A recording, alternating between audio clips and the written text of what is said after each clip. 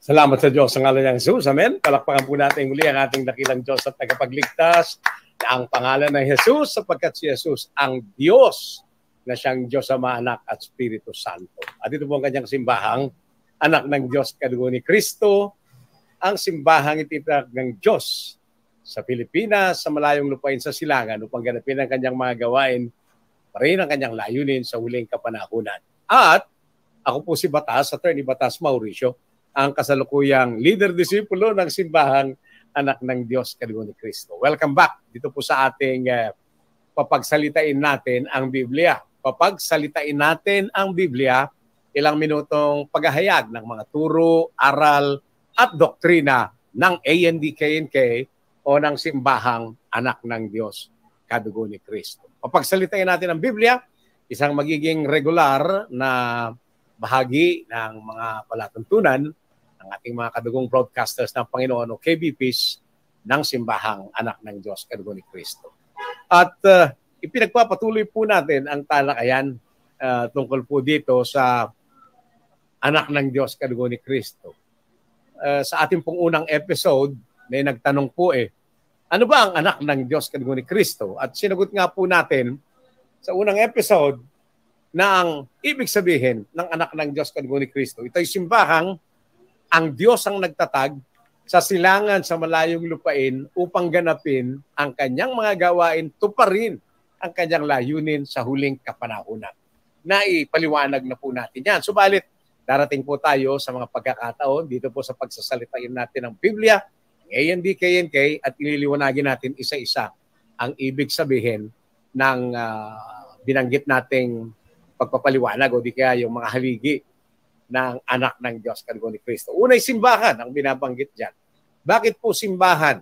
Alam po ninyo, maliwanag po kasi sa Panginoong Diyos na meron siyang mga taong mili at isinugo bago pa manlalangin ang sanlibutan. Opo, bago pa manlalangin ang sanlibutan. Ayon po sa Panginoong Diyos, sa pamamagitan ng Apostol Pablo sa Efeso 1:4, may mga hinirang siya bago pa manlalangin ang sanlibutan upang maging kaisa niya ng Diyos sa kanyang anyong anak sa huling kapanahunan upang ganapin ang kanyang mga gawain at tuparin ang kanyang layunin.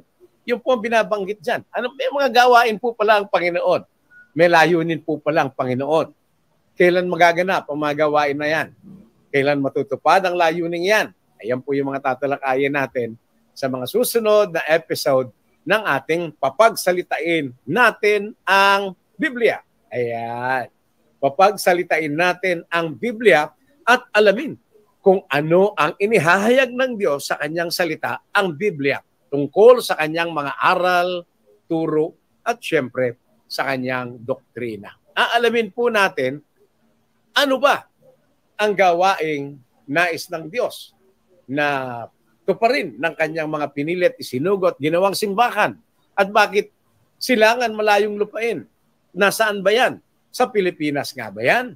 Abangan po ninyo ang pagpapaliwanag ng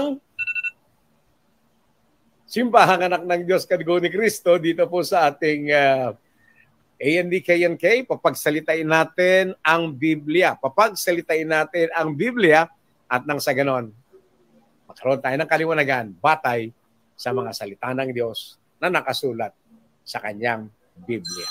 Samahan po ninyo kami at ito po'y mapapanood po ninyo araw-araw bago po magkaroon ng pagtutuloy ang mga programa ng mga KBP, so kadugong broadcasters ng Panginoon.